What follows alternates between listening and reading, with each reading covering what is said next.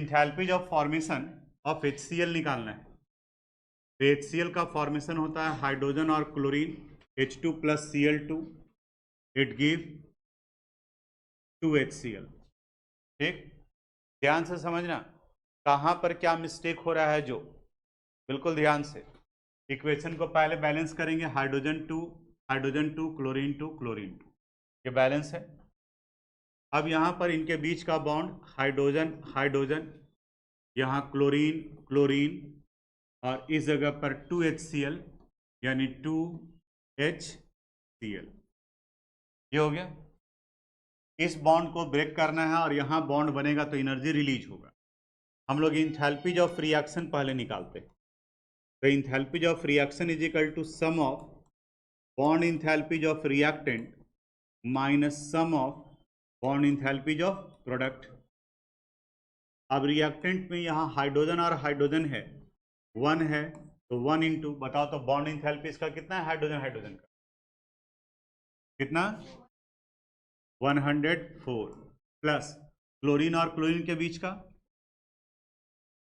1 into 58, minus यहाँ 2 मोल है तो 2 इंटू हाइड्रोजन और क्लोरीन के बीच का बॉन्ड इंथैल्पी वैल्यू 103।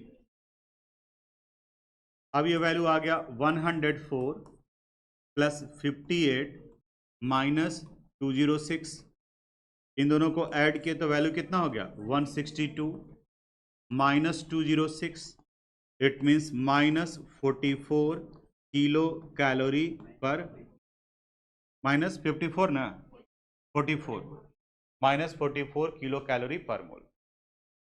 ठीक है, कितने लोग का आया है आंसर, अधिकांश लोगों का।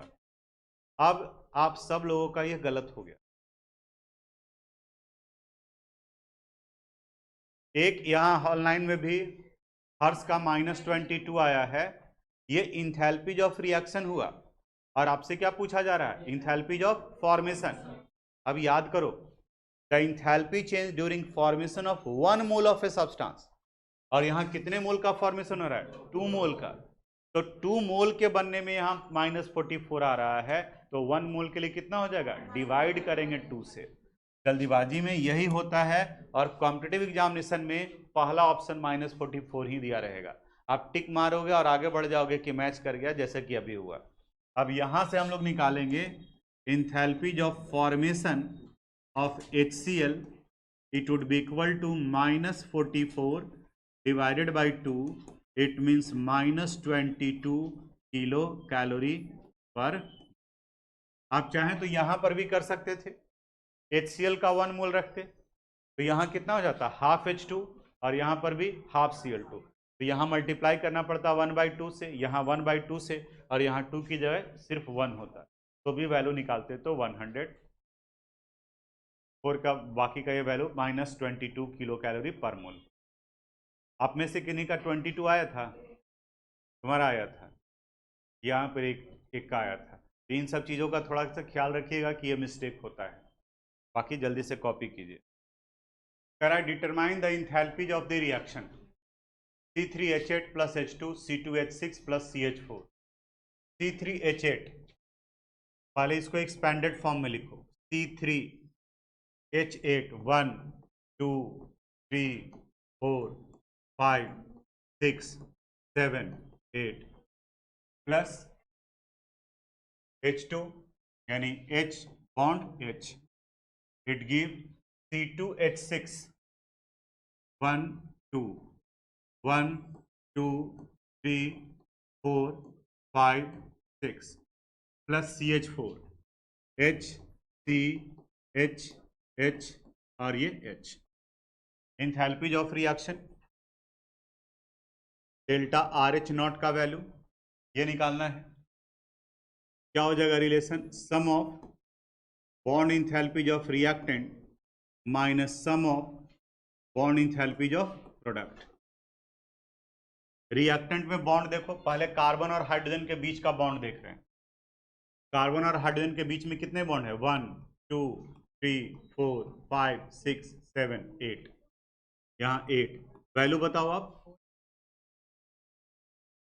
414 प्लस, अब देखो कार्बन और कार्बन के बीच में भी बॉन्ड है, इसका नंबर कितना है 2, तो 2 इंटू वैल्यू बताओ कार्बन एंड कार्बन के बीच का 347 प्लस एक और बॉन्ड है हाइड्रोजन और हाइड्रोजन के बीच का, तो 1 इंटू बताओ 435.8 माइनस, अब प्रोडक्ट में आते हैं। देखो कार्बन और हाइड्रोजन में कौन कौन सा बॉन्ड है, जो ध्यान देना यहाँ 1 2 3 4 5 6 7 8 9 10, ये भी तो कार्बन हाइड्रोजन ही है, तो यहाँ ये वैल्यू हो गया 10 इंटू कार्बन और हाइड्रोजन के बीच का वैल्यू